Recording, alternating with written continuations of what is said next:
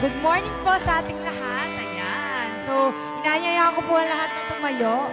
Ayan, medyo maulan na naman po sa labas na. Pero patuloy pa rin po ang pagbuhos ng pag-ibig sa atin ng Diyos. Amen po ba? Amen. Kaya sabay-sabay po natin siyang awitan.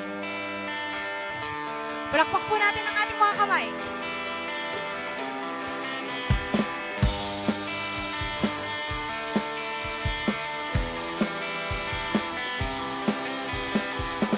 Sa bawat umagang kay ganda, simula magpuri sa Kanya, itaas ang kamay at tumawit na. Sa bawat umagang maraan, Panginoon, Ikaw ang dahilan sa lahat ng ligaya at bawat ngiti. Sa labi kong nagpupuri, wala sa labi kong nagpupuri. Hey!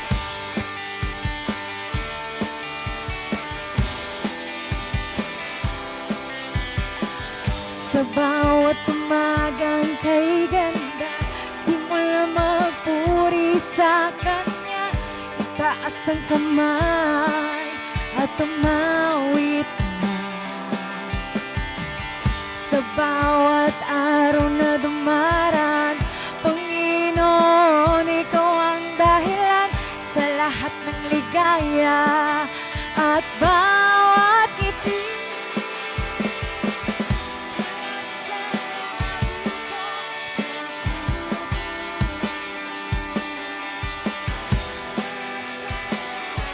Ko Jesus, sa buhay ko, Ikaw ang nagbigay ng kulay. Wala sa'yo may papantay. Jesus, sa buhay ko, Ika'y kumilos at tumabay. Wala sa'yo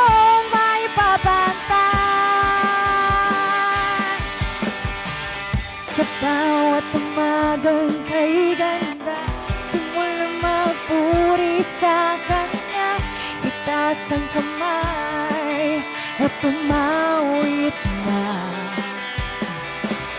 Sa bawat araw na dumaraan, Panginoon, Ikaw ang dahilan sa lahat ng ligaya at bawat ngiti. Ko nagpupuri, wala sa labi ko nagpupuri. Jesus, sa buhay ko, Ikaw ang nagbigay ng kulay. Wala sa'yo may papantay. Jesus, sa buhay ko, Ika'y kumilos at tumabay. Wala sa'yo may papantay. Jesus, sa buhay ko, Ikaw ang nagbigay ng kulay. Wala sa'yo may papantay. Jesus, sa buhay ko, Ika'y kumilos at tumabay. Wala sa'yong may babantay. Sabihin natin sa Panginoon, salamat, salamat sa iyong ginawa. Salamat sa iyong ginawa. Salamat, salamat sa iyong ginawa. Salamat sa iyong ginawa. Salamat, salamat sa iyong ginawa. Salamat sa iyong ginawa. Salamat, salamat sa iyong ginawa. Salamat sa iyong ginawa. Mula sa labi ko nagpupuri. Mula sa labi ko nagpupuri. Mula sa labi ko nagpupuri. Mula sa labi ko nagpupuri. Jesus, sa buhay ko ikaw ang nagbigay ng kulay. Wala sa iyong may papantay. Jesus, sa buhay ko ikaw kumilos at tumabay. Wala sa iyong may papantay. Jesus, sa buhay ko ikaw ang nagbigay ng kulay. Wala sa iyong may papantay. Jesus, sa buhay ko ikaw kumilos at tumabay. Wala sa iyong may papantay. Wala sa iyong may papantay. Wala sa iyong may papantay. Wala sa iyong may papantay.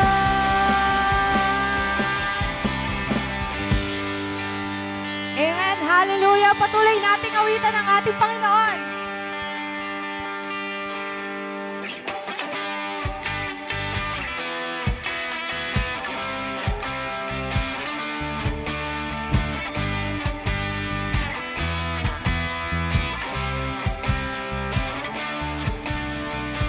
Ang umawit at magpuri sa'yo, aking tugon sa pag-ibig mo. Langit at lupa sa'yo'y sasamba. O Diyos, purihin ka, dakila kang talaga. Ang umawit at magpuri sa'yo, aking tugon sa pag-ibig mo. Langit at lupa sa'yo'y sasamba. O Diyos, purihin ka, dakila kang talaga. Ikaw ang hinahanap ko sa buhay kong ito. At pag wala ka ay di makontento. Tuwing sumasamba sa'yo, sagat-sagaran ng kasiyahan. Tunay na nadarama, ikaw ang hinahanap ko sa buhay kong ito. Pag wala ka ay di makontento. Tuwing sumasamba sa'yo, sagat-sagaran ng kasiyahan. Tunay na nadarama ko.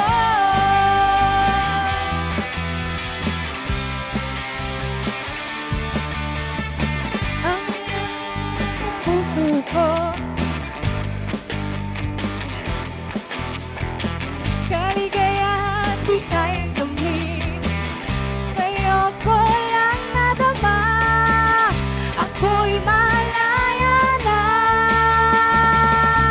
Ikaw ang hinahanap ko sa buhay kong ito. Pag wala ka ay di makontento.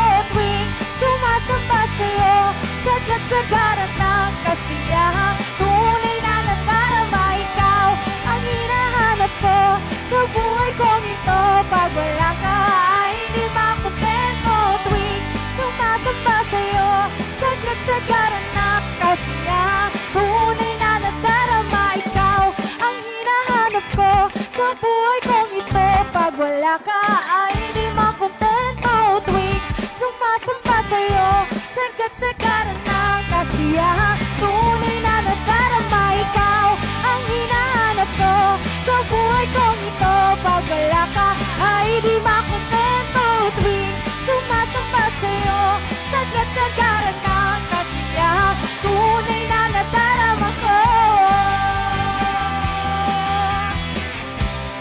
ang tunay na nadarama ko. Kasi ang tunay na nadarama ko. Kasi ang tunay na nadarama ko. Hallelujah, Panginoon! Tunay ang kagalakan ng hatid mo sa amin, Panginoon. Kaya naman, yung umagang ito, hayaan makitaas namin ang tinig namin sa iyo, Panginoon. Malugod ka, Panginoon, sa aming mga awitin. Damin natin ang presensya ng Panginoon.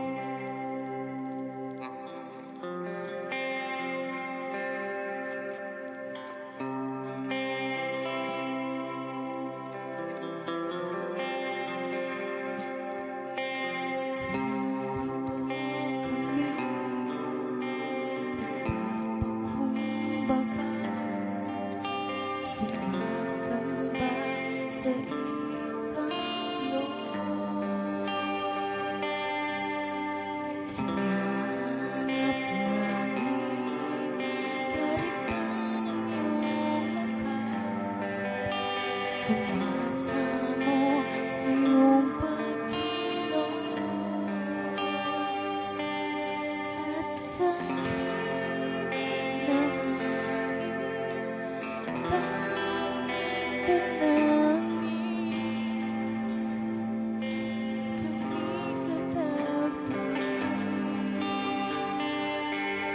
ipamalas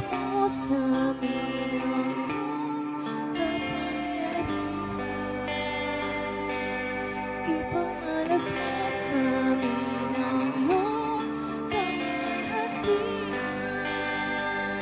hanggang ang aming kaluluwa'y mapuspas ng lubusan, at sa aming kalagitnaan bumaba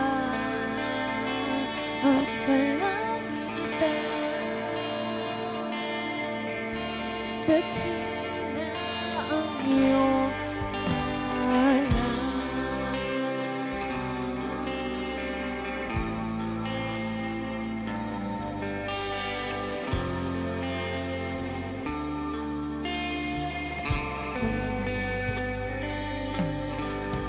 Narito kami, nagpapakumbaba, sumasamba sa isang Diyos. Hinahanap namin karigtan ng iyong mukha. Sumasamo sa iyong pagkilos. At sa himig na hain, tanging dalangin, kami katapuin. Iparanas mo sa amin ang iyong kapangyarihan. Ipamalas mo sa amin ang iyong kaluwalhatian, hanggang ang aming kaluluwa'y mapuspos ng lubusan, at sa aming kalagitnaan bumaba ang kalangitan. Dakila ang iyong ngalan. Iparanas mo sa amin ang iyong kapangyarihan. Ipamalas mo sa amin ang iyong kaluwalhatian, hanggang ang aming kaluluwa'y mapuspos ng lubusan, at sa aming kalagitnaan bumaba ang kalangitan. Dakila ang iyong ngalan. Ibaranas po sa amin ang iyong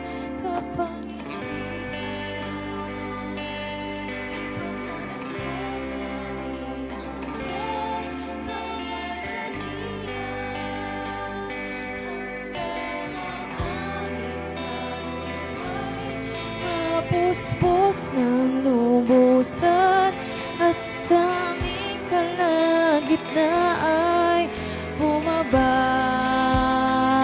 ang kalangitan. Dakila ang iyong ngalan. Iparanas mo sa amin ang iyong kapangyarihan. Ipamalas mo sa amin ang iyong kaluwalhatian. Hanggang ang aming kaluluwa'y mapuspos ng lubusan. At sa aming kalagitnaan bumaba ang kalangitan. Dakila ang iyong ngalan. Dakila ang iyong ngalan. Dakila ang iyong ngalan. Dakila ang iyong ngalan.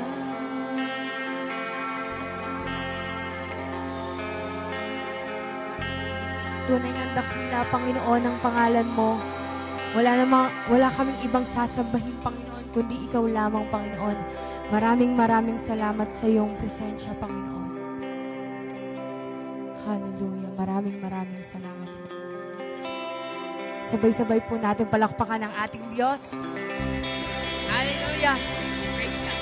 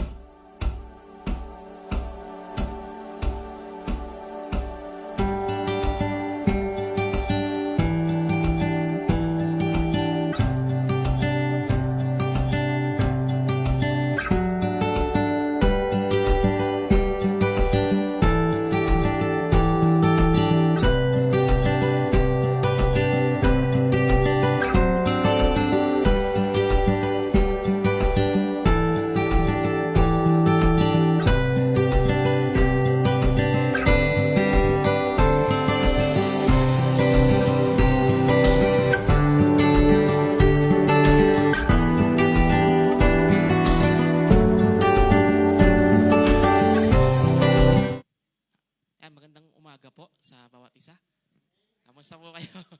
Medyo po yung boses ko, kaya pagpasensyahan nyo na po. Kamusta po ang inyong linggo? Ngayon po ay kahapon po meron tayong event. Sino po ang pumunta at umattend? Lahat po ba tayo umattend? Yan, nakisali po tayo sa ating crusade. So, medyo nakakapagod nga po dahil kagabi may kasamang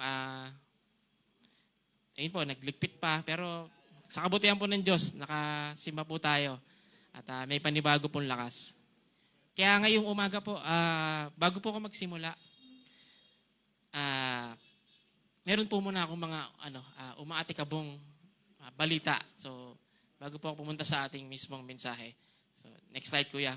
So, ngayon pong panahon, napapanahon naman talaga, ito po yung mga nangyayari sa ating bansa. Una, may mga bagyo po, ilang bagyo? 20 to 25 typhoons every year. So, ngayon, meron tayong bagyo ngayon, no?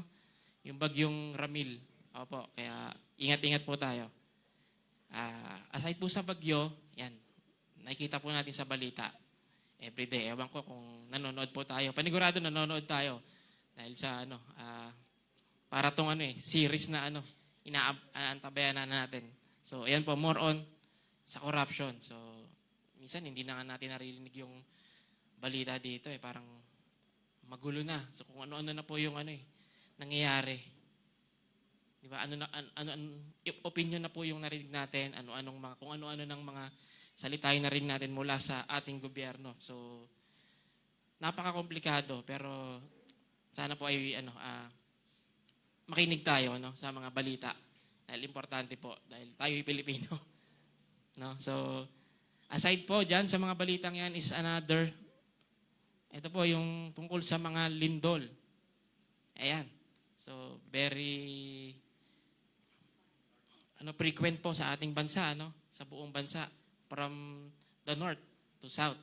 So, nakikita po natin, kung check po natin yung P-Box, yung page sa Facebook, every day, merong nangyayaring lindol. May maliliit, pero meron pong mga nakakabahala na malalakas. So, ayun po, pinag-iingat po ang bawat isa. No?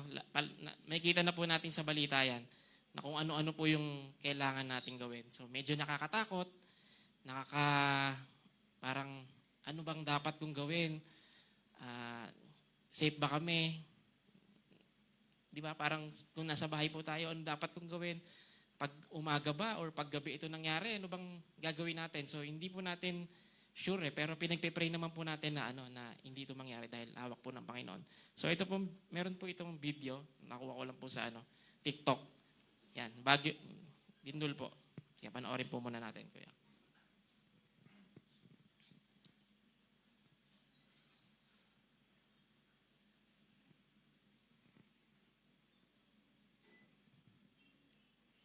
Wala. Sige, pero ayun na lang po. Yung nasa video po is, nasa Cebu. Hindi ko po sure kung Cebu or Davao. Pa-check na lang, no? Nagkaroon po ng lindol dun sa office nila. So, syempre, nagsisigawan. Kasi naglalaglagan yung mga ceiling. Yung mga, tawag dyan, mga boards. Tapos, habang gumagalaw-galaw ka pa ganun. So, ang tanging siyempre, ang sinisigaw lang nila is, Lord, tulungan mo kami. Lord, stop mo yung lindol. Kasi ano ba magagawa mo sa ganyan? Wala parang ka na, hopeless. Ano pa bang ang gagawin mo? Bukod sa, siyempre, tumakbo. Pero hindi ka naman makakatakbo agad dahil baka matumba ka.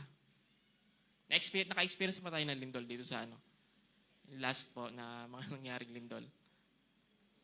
Meron pong mga mga malalakas parang nung bata po ako, naka-experience po ako ng medyo malakas na lindol dito. Talagang nakakahilo. So how much more po yun sa kanila na talagang ramdam nila. So lang po commercial dahil ako po isang engineer. So magbigay lang po ako sa inyo ng konting insight syempre para at least meron po kayong idea talaga kung ano ba siyempre, sa mga buildings po na gumagalaw. So, number 1 po, mabilis lang to. Ang mga building po natin, talaga dapat is gumagalaw. Hinahayaan po natin ang mga buildings, lalo na yung mga matataas. Makikita nyo po talaga na gumagalaw siya kasi yung mga structural engineer po nun, talagang dine-design para gumalaw. Kasi parang kunyari, may dalawang konkreto, nagdidikitan. May chance po siya na pumutok kasi magkadikit So, ang ginagawa po ng mga engineers, naglalagay po ng space para mag-relax yung para pag gumalaw sila, hindi sila magtatamaan. Para po ma-make sure na na talagang walang crack, hindi ka mamumroblema. So, ganun po ang mga high-rise buildings, no? Yung mga matataas po na nakikita natin dyan sa PGC. So, ano po ba ang naiisip niyo pag matataas na building? Tutumba ba yan? Safe ba yan sa lindol? Pag lumindol ba, baka bagsakan lahat yan. Siguro may naisip po kayo na baka nga magbagsakan. Pero, as isang inhinyero, I can somehow assure po na hindi siya basta babagsak kasi design po siya ng engineer. Marami pong teams na nagkasama-sama dyan para matayo at ma-make sure po na matibay sa mga matataas na building. So, paano naman yung mga maliliit? Yung mga mababa. So, isipin po natin, paano yung mga mababa? O nga, kasi mga bahay-bahay lang. Opo, ganun talaga ang magiging sistema ng mga maliliit na bahay. Talaga, ang galaw niya is ganun. Sa building, ganun.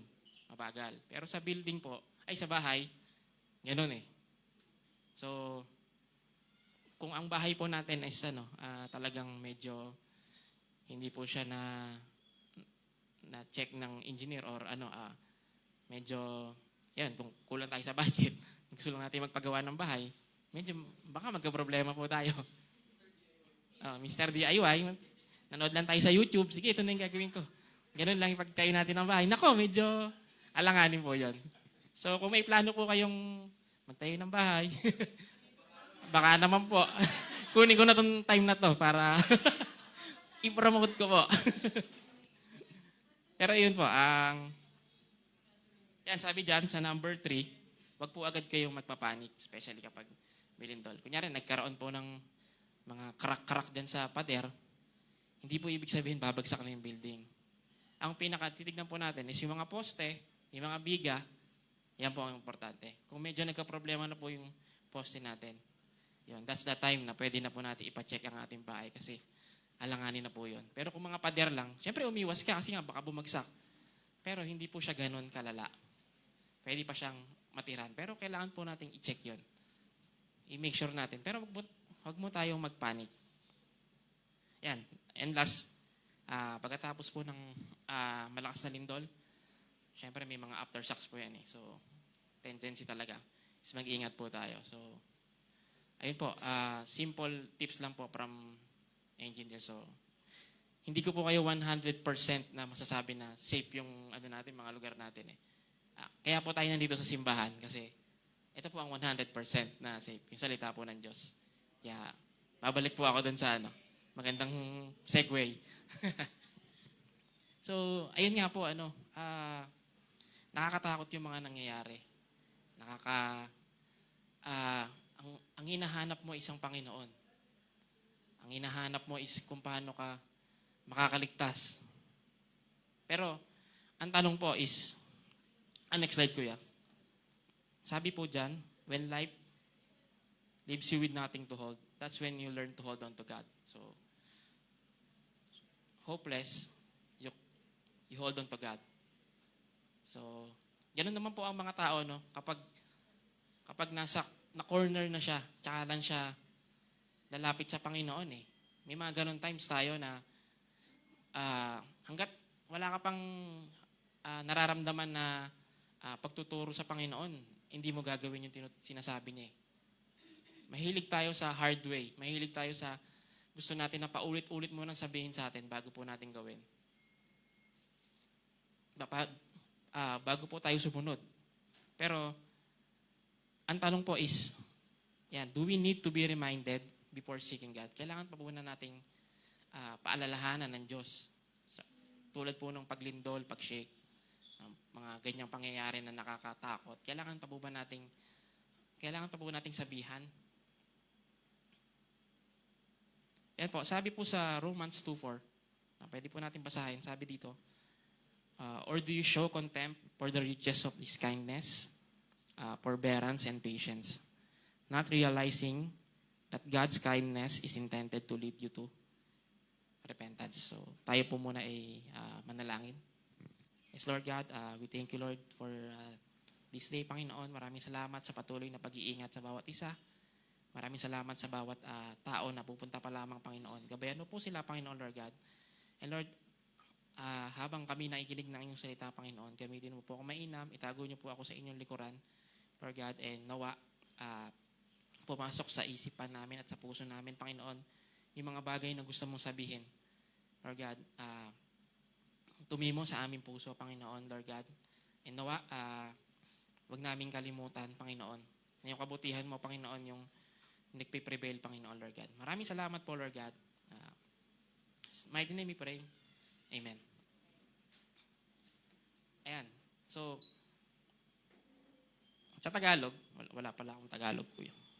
Wait lang po. I-Tagalog ko lang.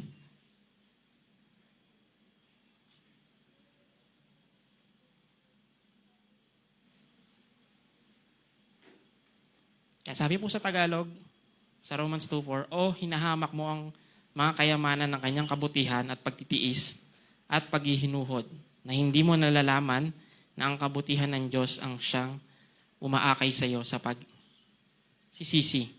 So, hindi lang po sa takot tayo nadadala ng paghihingi ng tawad sa Panginoon o paglapit sa Panginoon, kundi po sa kabutihan po ng Diyos.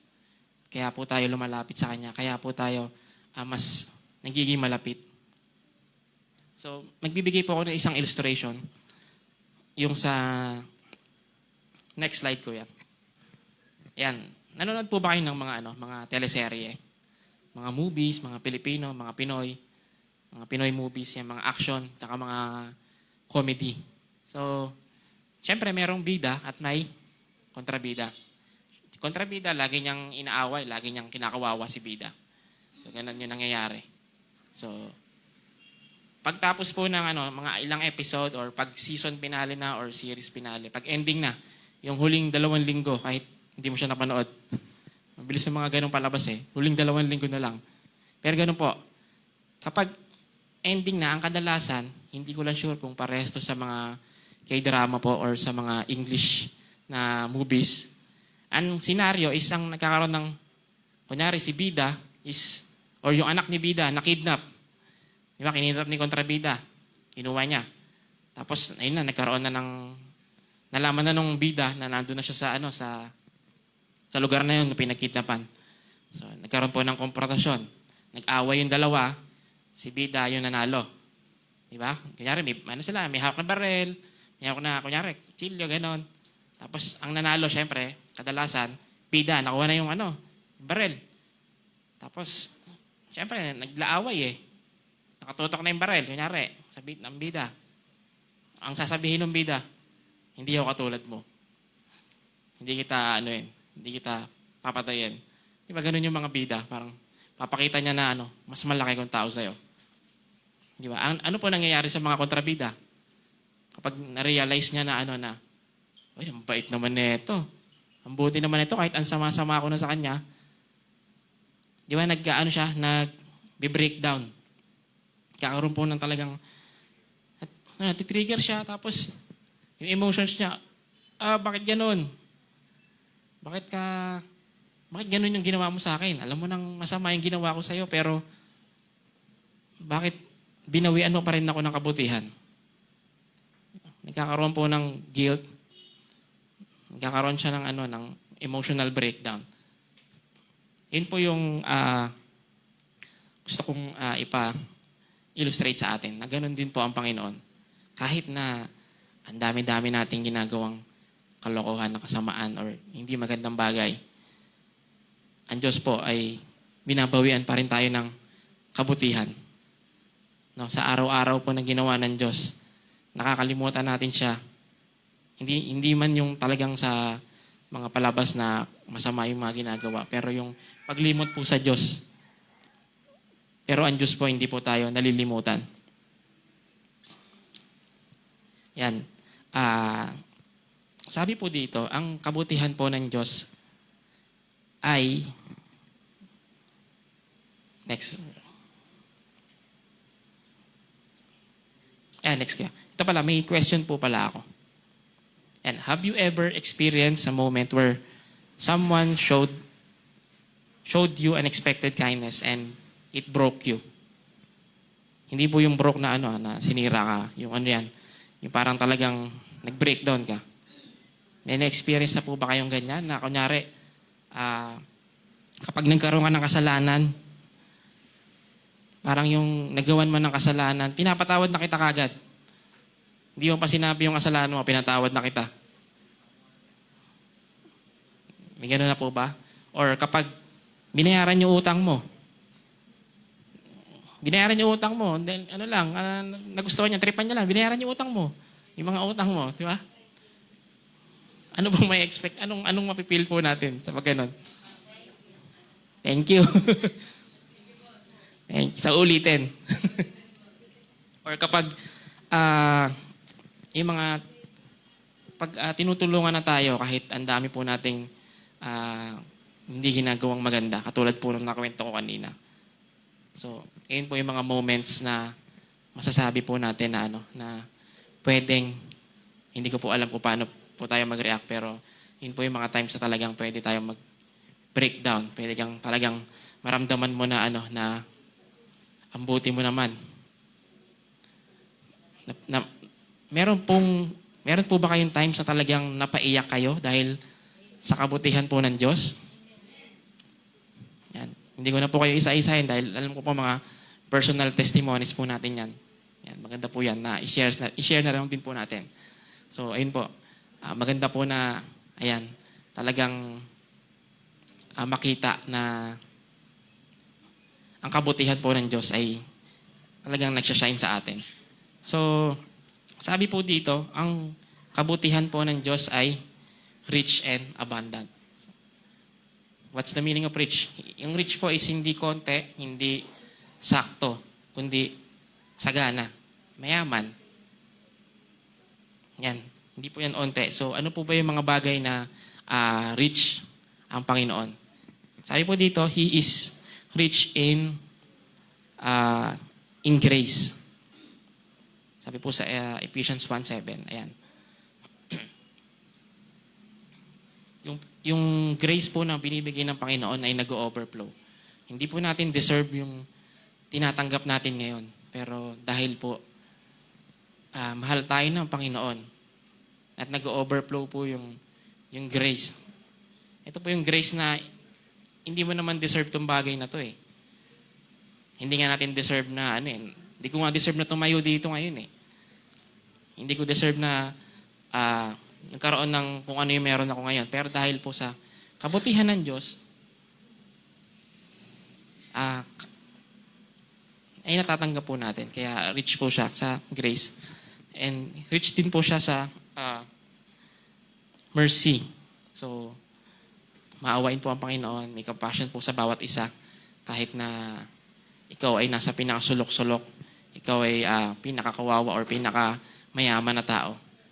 May awa ang Diyos at lahat po tayo pantay-pantay. Mahal ng Panginoon. So, yun po, rich in supplying need. So, hindi lang siya sa wallet, hindi lang siya financial, pero andun din po yung glory na binibigay ng Panginoon. Sabi po sa, kung alam po natin yung Philippians 4:19, andun din po yun. Rich in giving things to enjoy. Ito yung mga bagay na natatanggap po natin. Siyempre, mga na-enjoy po natin. Hindi tayo tinuturuan ng Diyos para maging greedy. Kasi pag naging greedy ka, doon ka mahuhuli. So, ayun po. Gusto po ng Panginoon na matuto tayo kung paano maging mapagpasalamat. Gusto po ng Diyos na magkaroon tayo ng puso na nagpapasalamat. Kaya niya po tayo binibigyan is para magbigay din tayo and syempre magpasalamat sa Panginoon. So, it's always about giving glory to God and giving thanks to God. So, ayun po.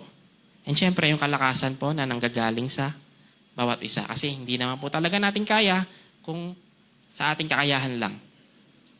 So, nakita po natin na yung kabutihan ng Diyos is pakalawak.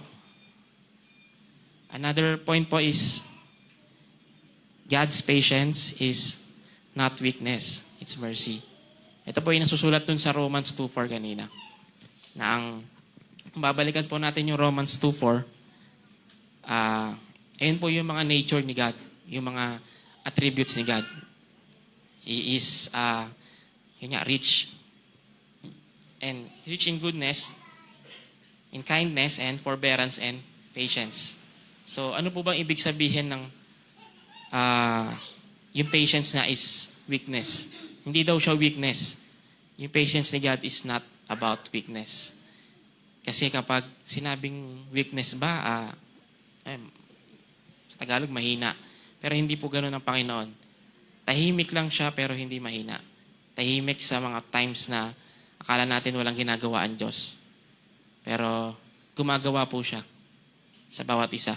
So, ayan po, ang ibig sabihin po ng forbearance is He holds back judgment.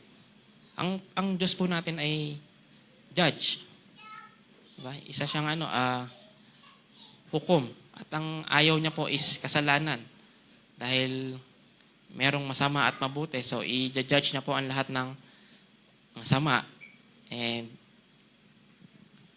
kahit na judge ang Panginoon, dahil mabuti siya,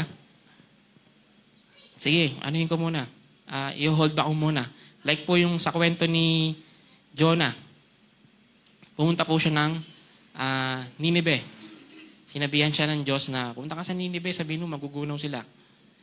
Diba? Ang Diyos po ay hindi, pwede namang gawin ng Diyos na gunawin ko na yung Nineveh, para bumagsak na. Pero hindi, gumamit po siya ng isang tao pa, para papuntahin doon at pagsabihan itong mga tao na to. Dahil ayaw niya na mapahamak yung mga tao na yun. nagbibigay po siya ng grace period. Di ba? Parang may grace period ka, bigyan kitang grace period. Sabi niya mga 40 days. Sige. After nyan, wala na.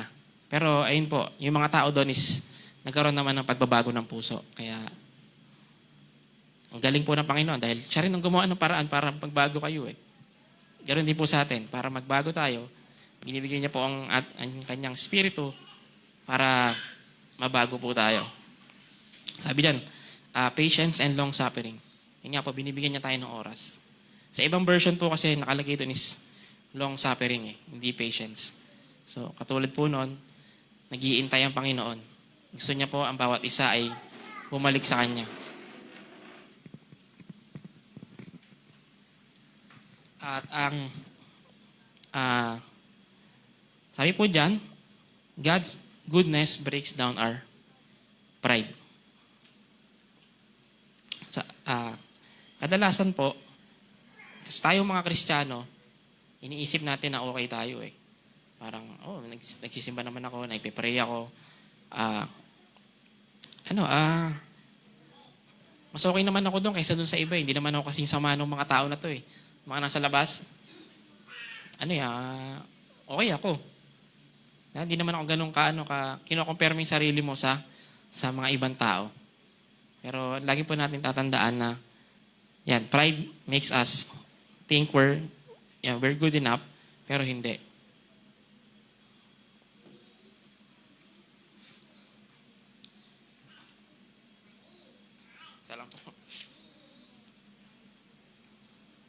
Pero ayun po, hindi po true pride yung sa sarili lang natin. Pero ang Panginoon po is nagbibigay ng grace, ng biyaya sa bawat isa.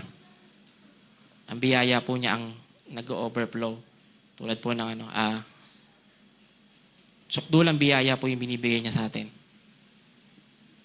Ang bawat isa po sa atin hindi deserve. Siguro, kapag nagtatrabaho tayo, sabihin natin na pag kumain ka sa labas, deserve ko to. Tinrabaho ko to eh. Pupunta ako dito, deserve ko to kasi tinrabaho ko to. Pero sa Panginoon po, yung grace na binibigay niya, yung talagang paparusahan tayo dahil sa mga kasalanan natin. Deserve nating mapunta sa baba. Pero dahil po sa pagmamahal ng Diyos, dahil po sa patuloy na pagpapaalala sa atin, nakikita po natin na palagi po tayong pinaalalahanan. And syempre po, kapag wala ang Panginoon, wala tayong magagawa. Dahil sabi mo dyan sa salita niya na hiwalay ka sa akin, wala kang magagawa. Kasi kung sa bawat araw po na ginagawa natin, kinakalimutan po natin ng Diyos, ang tendency talagang lumayo tayo sa Lord. Dahan-dahan, kung kinakalimutan po na sa umaga, sa hapon, sa gabi, sa lahat po ng ginagawa natin, kung bawat araw, kinakalimutan natin ng Diyos. Totally, gugustuhin mo eh. Makakalimutan mo talaga ang Diyos kung pinipili mo na ayawan ng Diyos. Pero ang Diyos po is, inaantay tayo. Kahit isang balik lang. Parang yung sa prodigal son po, hindi naman bumalik yung anak niya dahil natatakot siya. Pero bumalik siya dahil alam niya na, mabait yung tatay ko. Parang, aalagaan niya ako ulit. Pag bumalik ako sa kanya, mamahalin niya pa ako ulit. Siguro nagkaroon siya ng sa puso, ng doubt, pero pinili niyang bumalik. Sana ganoon din po tayo. Kahit meron tayong mga iniisip na ibang bagay, ibigay po natin sa Panginoon na tayo po'y bumalik sa Kanya. And sabi po dito, you were in sin, but God kept blessing you. Why? To shame you? No, it's to bumalik po sa Kanya. Kaya binibless tayo lagi ng Panginoon. Binibless po tayo. Hindi man natin nakikita yung mga blessing na yon, hindi man physical, pero yung kunyari, hindi po nagkakasakit. Hindi po tayo nagkakasakit. Ingatan po tayo sa bawat araw. Malaking pagpapala na po yun. And kahit na nakakalimutan mo ang Diyos, lagi nagpapaalala. Laging pinapakita ng Diyos na andito ako. Balik ka na lang ulit. Diba? Pwede kang bumalik kahit lumayo kang konti. Pag dumakad ka ng 100 steps, kailangan mo lang ng isang step pabalik. Kasi nasa likod mo lang naman ng Diyos. So, kailangan mo lang talagang bumalik. Sabi po dito, God's goodness is a call to repentance. Po, hindi lang po basta dahil nagkaroon ng mga kalamidad, tsaka lang tayo lalapit sa Panginoon. Tsaka tayo natatakot na, Lord, tulungan mo kami. Sorry po. Baka ito na yung katapusan. Sorry, Lord. Babalik ka na ba? Parang ganon. Hindi lang po dahil sa mga pangyayari ngayon, maybe may mga tinuturo ang Panginoon. Pero sana makita natin ang kabutihan ng Diyos.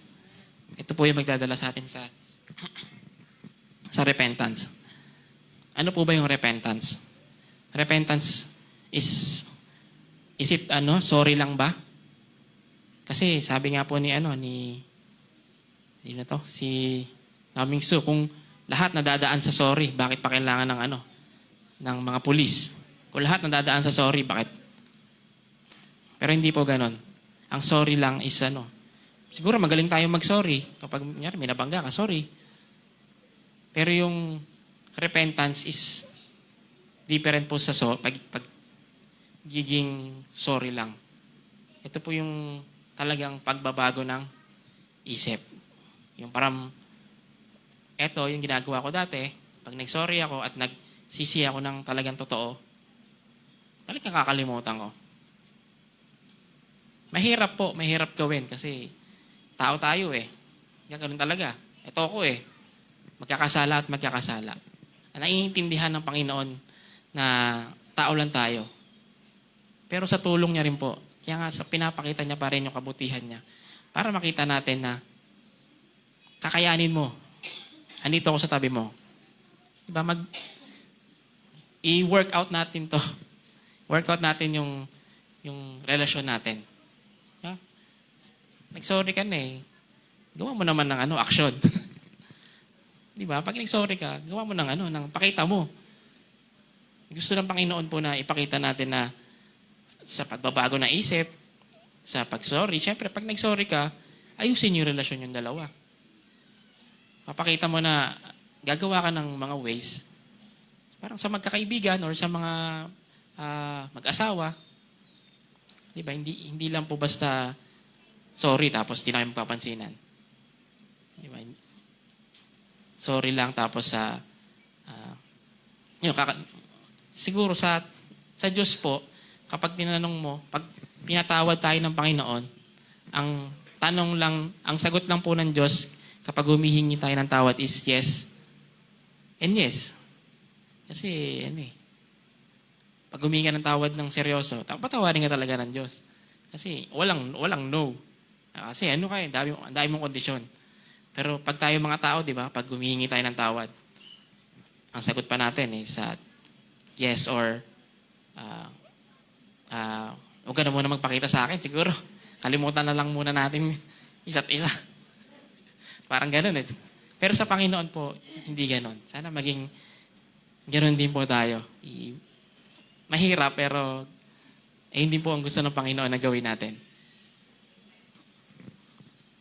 Ayan, sabi po dyan, repentance is the right response to grace. Dahil nga po, ang grace ay hindi po natin deserve. Hindi po natin na-earn. Diba? For it is by grace we have been saved. So, no one can boast. So, wala po tayong ibang kayang gawin. Hindi po natin mapapantayan yung ginawa ng Panginoon sa krus. Hindi po natin mapapantayan kung ano man yung mga ginawa niya, mga miracles, mga salita niya. Ang tanging kaya po lang natin gawin is humingi ng tawad at lumapit po sa Kanya. So kung meron man po tayo mga bagay na iniisip ngayon, mga bagay na nagpapahirap para lumapit, ibigay po natin sa Lord. Sabi dito, kindness doesn't mean toleration. Yun nga po, naiintindihan tayo ng Panginoon na tao tayo. Pero, hindi dahil mabait po ang Diyos, gagawa na tayo ng di mabuti. Paulit-ulit tayong hihingi ng tawad. Di ba? Mali naman po yan. And sabi dito, God's goodness is an invitation, not an obligation. Yun din po, kabutihan din po ng Diyos na meron tayong free will. May choice ka. Hindi ko po kayo sasabihan na, oy, humingi ka ng tawad ngayon. Ang gusto po ng Diyos is nasa puso nyo. Yung puso nyo po yung lalapit. Dahil sana ginawa na lang tayo robot lahat. Sana wala na lang ganito. Lahat na lang tayo na. Diba? Pero dahil sa kabutihan at pagmamahal po ng Diyos, binigyan niya po tayo ng choice. Gusto mo makita yung other side ng hindi pagsunod? Okay. Choice mo yan. Pero meron kang pa rin choice. Pwede ka pa rin bumalik. Pero sana wag dumating yung point na too late na. Na parating na ang Diyos. Kaya ayun po, hindi naman po obligasyon, pero ang bawat isa po ay ini-encourage na talagang ayusin po natin yung relasyon natin sa Panginoon. So, ano po yung dapat nating gawin kapag nakikita natin yung mga bagay na ginagawa ng Diyos is pinagpapala tayo. Lahat ng ginagawa ng Diyos is puro kabutihan. Sabi po dito, let it humble you, change you, and overflow in your life. So,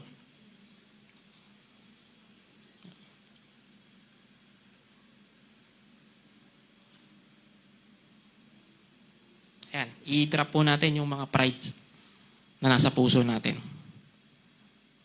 Siguro inisip natin, buhay ko naman to pero ayun, lumapit po tayo sa Panginoon. At hayaan po niya na baguhin tayo. Yung mga bagay na hindi po natin ginagawa, yung para sa Panginoon, hindi natin siya sinusunod, ipag-pray po natin. And hayaan po natin mag-overflow yung grace na binibigay po ng Diyos sa atin. Na ma-share din po natin sa ibang tao.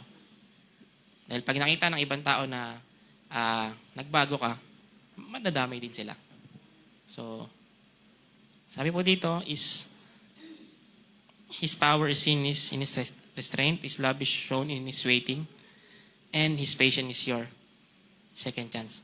So, lahat po yan is kakayahan ng Panginoon. So, wag po tayo matakot. Siguro, may times na na-overwhelm tayo sa kabutihan ng Diyos, no? Na feeling natin, parang hindi ko naman deserve. Pero hindi po. Lahat po yan ay binibigay po sa atin ng Panginoon. Binigay niya po yung anak niya, si Jesus Christ, para tayo po ay maligtas at maging anak niya rin. So, wag po natin kalimutan na ang Panginoon lamang po ang may kakayahan na magbago. So, hingin po natin yung tulong niya. Katulad nung sinabi ko po kanina, yung kabutihan niya po is hindi weakness. Ito po yung paraan ni Lord para mas tumibay yung relasyon natin sa Kanya. Para mawala yung pride and to call us back. So, it's all about calling us back to the Lord. It's all about His grace na makita natin yung mga gawa niya and siya po yung maitaas, tayo po ay maibaba. So, sabi din po dito, if you're being broken by God's goodness today, it's because He loves you. And very simple. Very very straightforward. Di ba po? Hindi na natin kailangan masyadong explain yung He loves you. Mahal ka ng Panginoon. No, ang tawag dito? Yeah, basta yung yung talagang wala nang mahal ka niya, period. So, sana po yung maging response natin is lumapit sa Panginoon, makita natin yung goodness niya. Hindi lang po tayo matakot sa mga nangyayari ngayon dahil alam po natin na talagang patindi ng patindi ang mundo, pasama na pasama po ang mga tao. Huwag po tayo matakot dahil ang pagmamahal po at kabutihan ng Diyos ang siyang mananaig sa ating bansa, sa ating buhay, sa ating bahay. Kaya tayo po ay manalangin.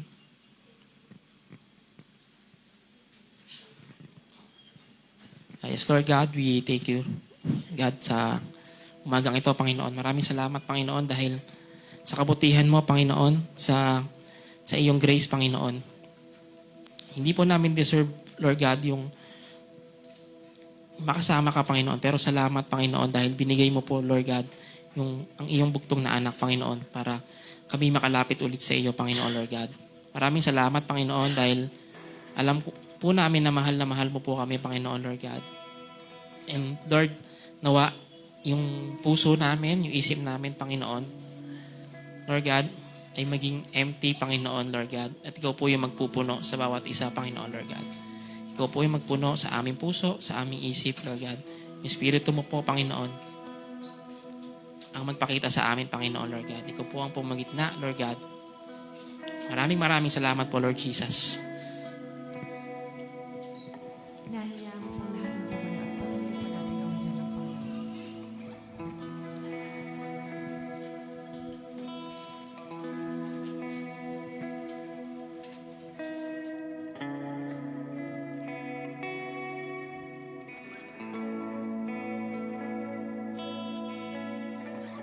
Habang hindi karapat-dapat pagkukulan ng hapag at wagas mong pagsinta.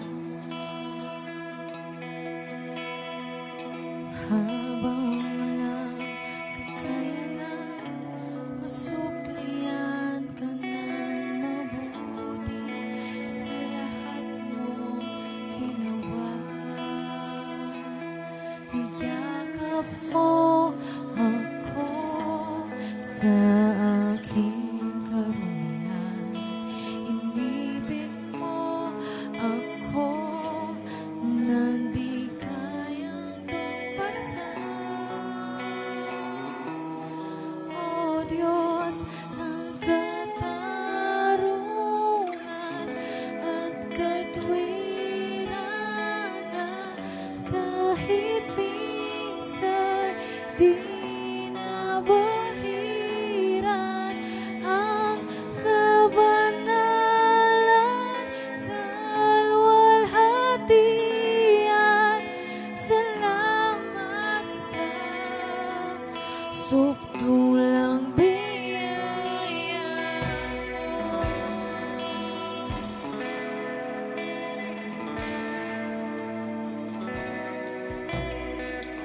Habang hindi karapat-dapat pagkukulan ng habag at wagas mong pagsinta.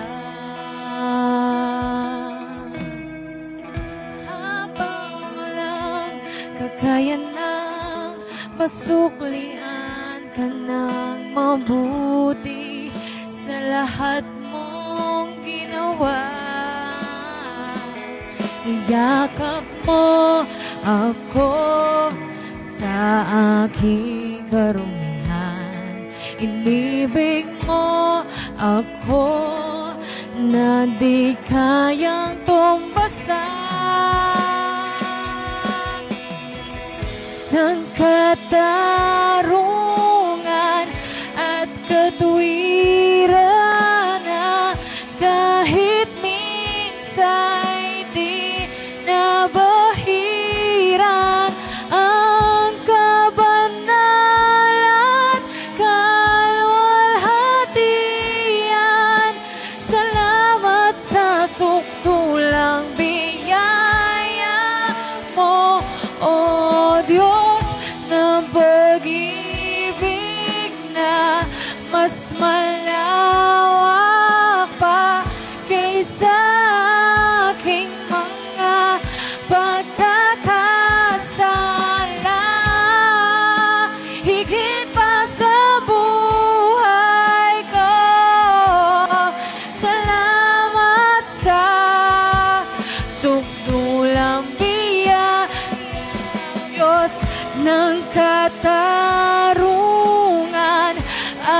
katuwiran na kahit minsan di nabahira ng kabanal at kalwalhatian. Salamat sa sukdulang biyaya mo, O Diyos ng pag-ibig na mas malawak pa kaysa aking mga pagkakasala. Higit pa sa buhay ko, salamat sa sukdulang biyaya mo.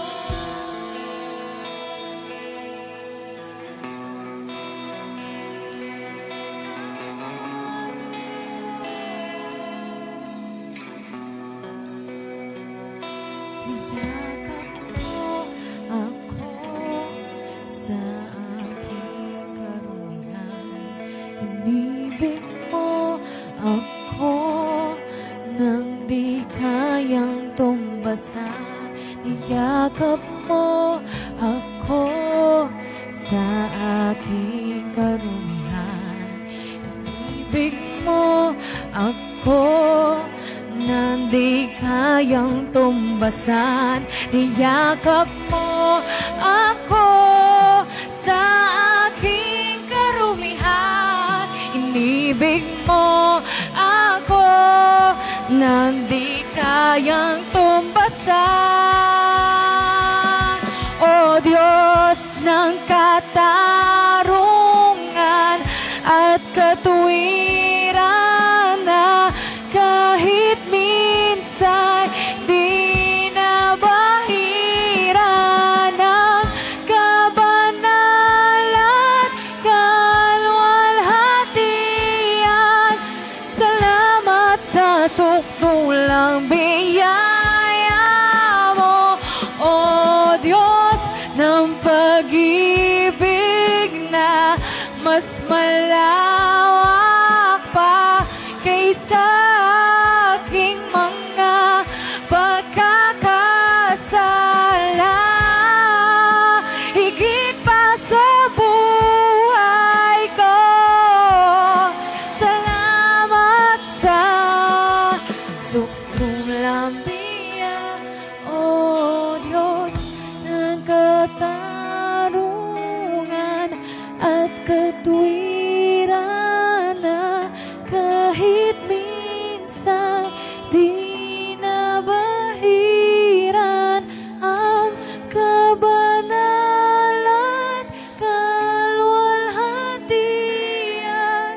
Salamat sa sukdulang biyaya mo, O Diyos ng pag-ibig na mas malawak pa kaysa aking mga pagkakasala.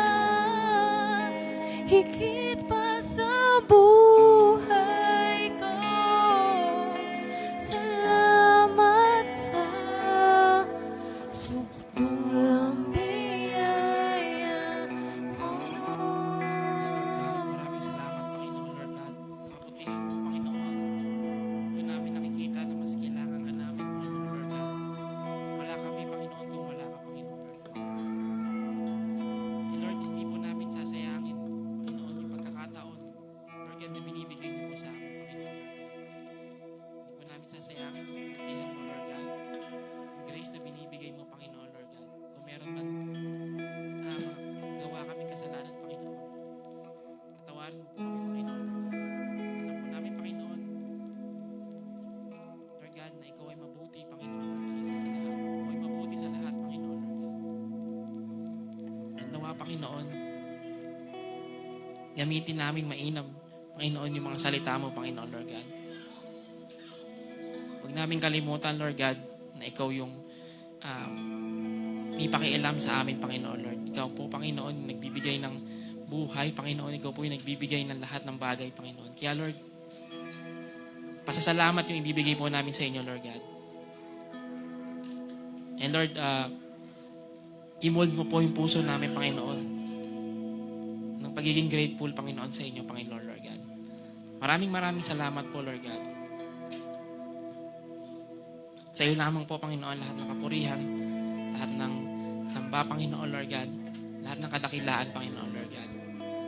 Ibinabalik mo namin sa inyo lahat ng papuri at pagsamba sa tanging pangalan mo, Jesus. Lahat po ay magsabi ng Amen.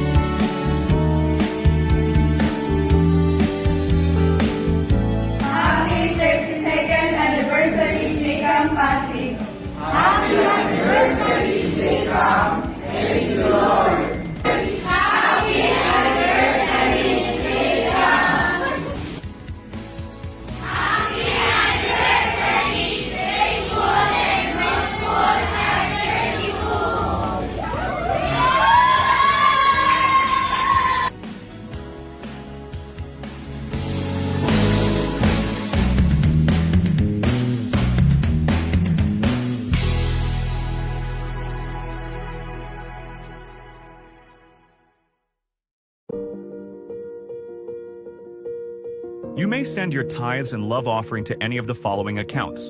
For BPI, for GCash,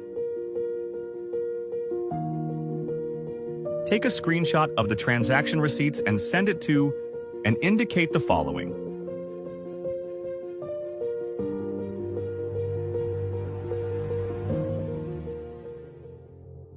A grateful heart is a magnet for miracles.